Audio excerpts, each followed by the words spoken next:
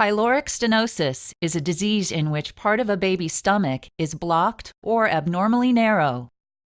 Located between the esophagus and small intestine, the stomach stores and begins to digest milk.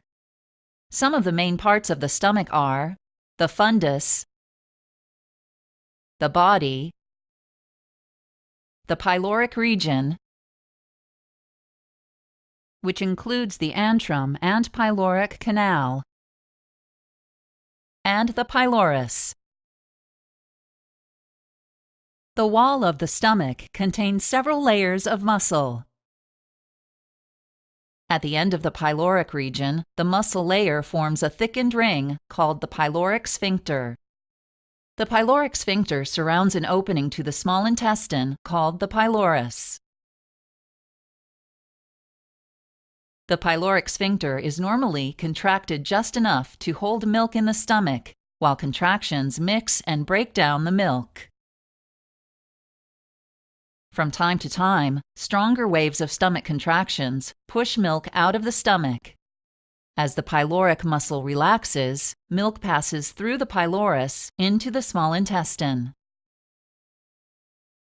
For unknown reasons, some babies develop pyloric stenosis, in which abnormally thickened muscle layers in the pyloric sphincter block the pylorus.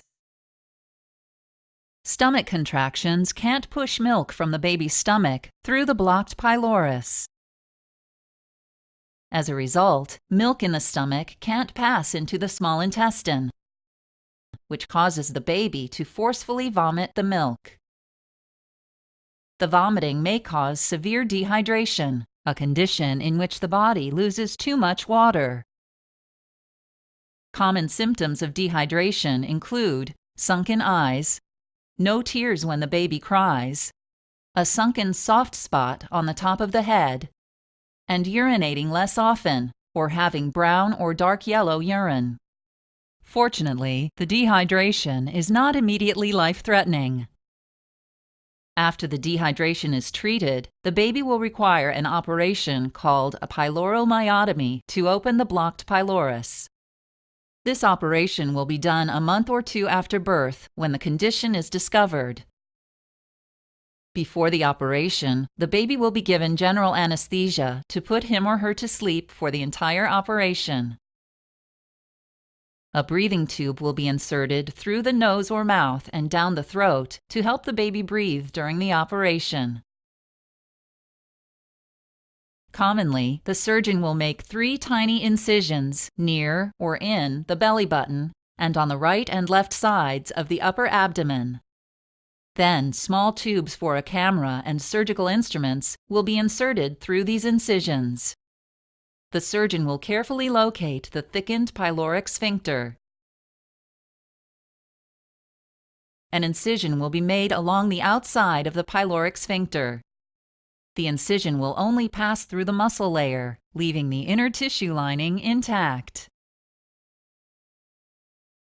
The surgeon will insert a surgical instrument to widen the incision and spread the muscle fibers apart.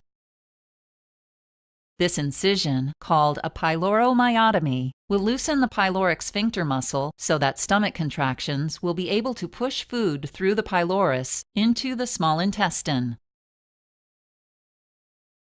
Finally, the surgeon will close the skin incisions with dissolvable sutures and skin closure strips. After the operation, the baby will be taken to the recovery room for monitoring. Pain medication will be given. Feedings will begin shortly after the operation. The baby will be released from the hospital within 1 to 2 days, once they can feed normally and stay well hydrated.